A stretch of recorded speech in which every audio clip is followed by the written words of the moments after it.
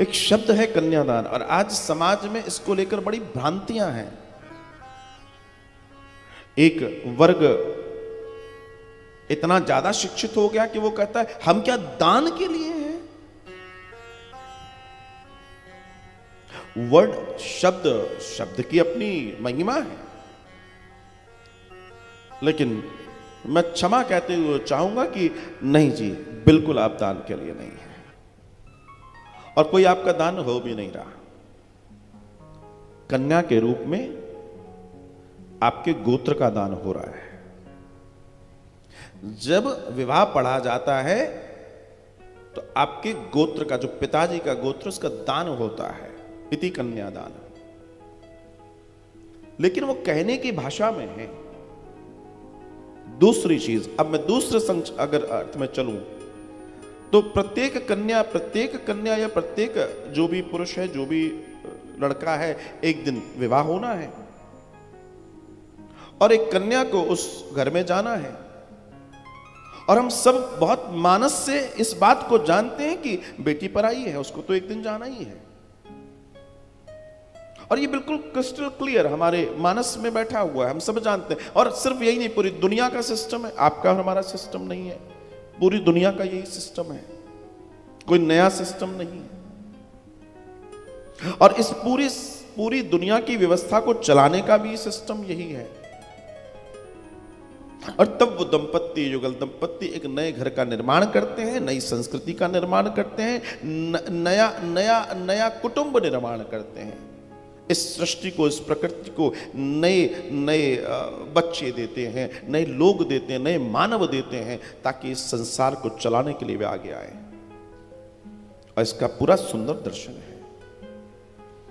तो ऐसे में जब हिमालय राज अपनी बेटी को गोद में बिठाए हैं और अपने हाथों से हल्दी से जब उनके हाथ पीले कर रहे हैं और हाथ में हल्दी की बाटी लेकर जब वो भगवान शंकर के हाथ में देते हैं तो हिमालय राज का कलेजा दहल जाता है जैसे। और किसका नहीं दहलता? इतना आसान नहीं है ये कर पाना, ये बहुत कठिन है साहब। जिन्होंने अपनी बेटियों की विदाएं की हैं वो जानते हैं इस बात को। ये सामान्य घटना नहीं है, असामान्य घटना है, जो होती है, जो घटती है। कितना भी कठोर से कठोर पिता हो, लेकिन जब वो कन्या दान करता है तो उसकी आंखों से भी पानी गिरता है। जब वो अपनी बेटी को विदा करता है तो उसकी आंखों से भी पानी गिरता है। जिसने कभी जिंदगी में अपने बच्चों के आगे आंसू ना निकाले हों, उस पिता के भी उस दिन आंसू आते हैं, उस पिता के भी। जिस पिता ने जब तक बच्चे और बच्ची उसके साथ रही, कभी अपनी बिटिया के आंखों के आंसू को ना आने दिया हो, हमेशा पहुंचता रहा उनके सुखों के लिए, वो आज रोता है जब उसकी बेटी विदा होती है।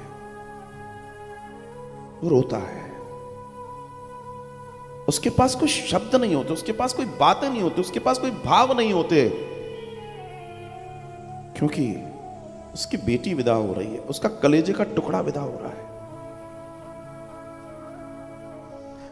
घर में बेटा भी और बेटी भी है, लेकिन इन दोनों के जीवन का पूरा दर्शन डिफरेंट है।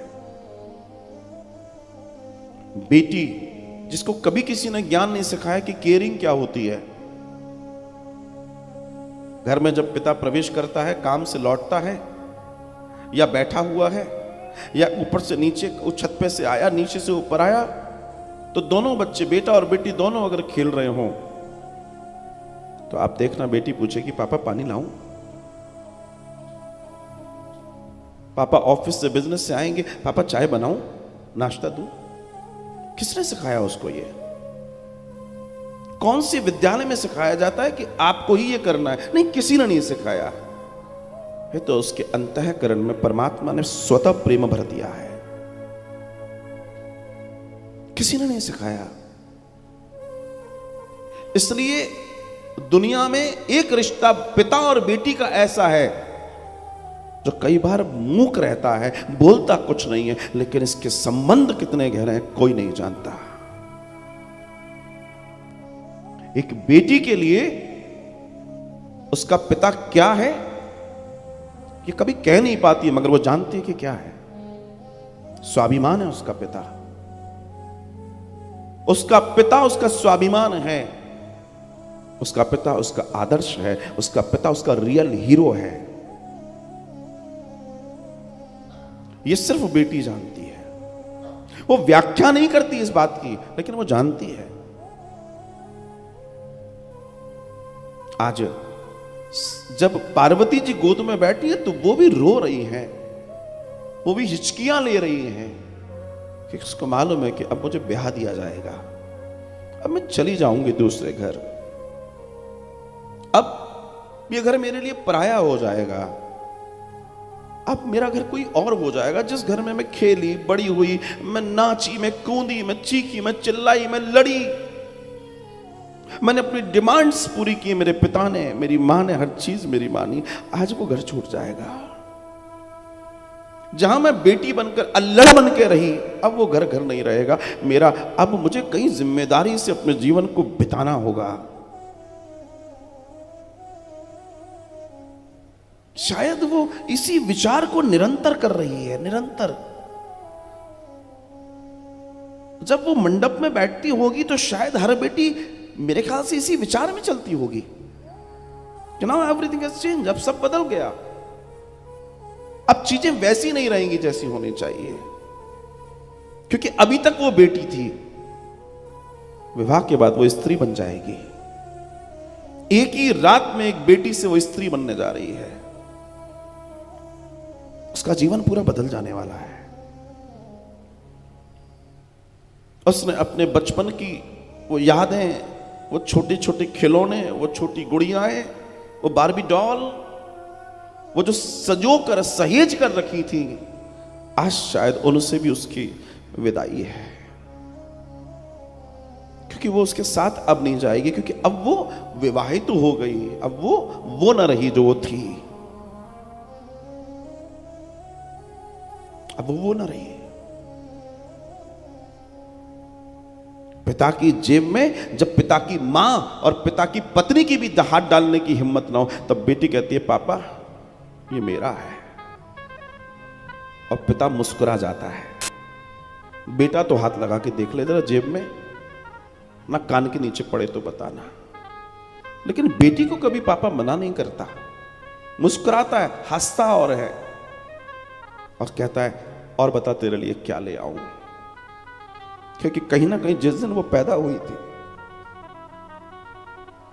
उस दिन से उस पिता के अंतःकरण में था कि एक दिन ये मेरी फूल सी बेटी उससे दूर चली जाएगी। तो इसलिए वो सारी खुशियां पूरी दुनिया की समेट के उसकी झोली में भर देना चाहता है, उसे गुलदस्ता बना देना चाहता है, उसके जीवन के सारे कांटे अपने हाथों से निकाल देना चाहता है, चाहे रक्त रंजित हो जाए हाथ। पिता की कोशिश यही रहती है। इसलिए उसे पिता कहते हैं, इसलिए उसको ढाल कहते हैं, इसलिए उसको पहाड़ कहते हैं, इसलिए उसको पर्वत कहते हैं। लेकिन वो पर्वत सा हृदय वाला पिता भी बेटी ब्याहती है तो वो भी पिघलता है। उसके उस पर्वत से भी झरने बहते हैं, नदियां निकल पड़ती हैं, आंसुओं की, आहों की, सिसकियों की। लेकिन उसके पास कुछ नहीं है, बस वो अपने आप को बचाता घूमता है। जब बेटी की विदा का समय आता है, वो किसी कोने को ढूंढता है कि कहीं बचकर खड़ा हो जाऊं, लेकिन वो पहुंच जाती है अपने पिता के पास। सबसे मिलकर आखिरी में अपने पिता की छाती से चिपक के रोती है, क्योंकि उसे मालूम है कि यही है मेरा, यही है। उसके पास उसके अलावा कुछ नहीं होता, कुछ भी नहीं होता। उसका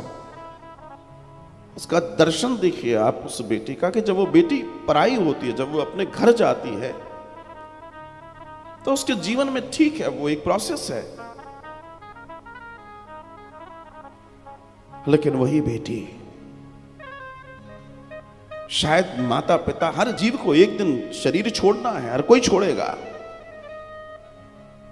लेकिन उस बेटी की जिस दिन मां खत्म होती है ना, तो सिर्फ मां खत्म होती है। जब उस बेटी की मां खत्म होती है तो सिर्फ मां खत्म होती है। मायका जिंदा रहता है क्योंकि पिता है। लेकिन अगर पहले पिता खत्म हो गया तो पिता भी खत्म होता है और मायका भी खत्म हो जाता है, क्योंकि अब वो मायका नहीं रहा, अब वो भैया और भाभी का घर रह जाता है। लेकिन अगर पिता आखिर तक है तो उसको मालूम है कि मेरा मायका जिंदा है, और वो इस बात का गुमान अपने जीवन में लेकर चलती है, मेरा पिता है, मेरा मायका है। उसको एक आस रहती है अपनी जिंदगी के साथ, और उस आस पे वो अपने पूरे जीवन को जी लेती है, पूरी पूरी जिंदगी जी लेती है। वो किसी से शिकायत नहीं करती, क्योंकि उसके लिए उसके पिता का स्वाभिमान, वो सब सुन सकती है, सब सहन कर सकती है, लेकिन अपने पिता के लिए कुछ नहीं सुन सकती। वो सारी बातें सुन लेगी, लेकिन बस वो एक बात हमेशा, जब भी कुछ क्रूअल लोग, कुछ दरिंदे लोग जब बेटियों को सताते हैं या उनके साथ गलत व्यवहार करते हैं, तो उन्हें मालूम है इसकी नब्ज क्या है। वेरी वेल, बहुत अच्छे से जानते हैं कि इसकी नब्ज क्या है, इसको कहां दर्द होगा।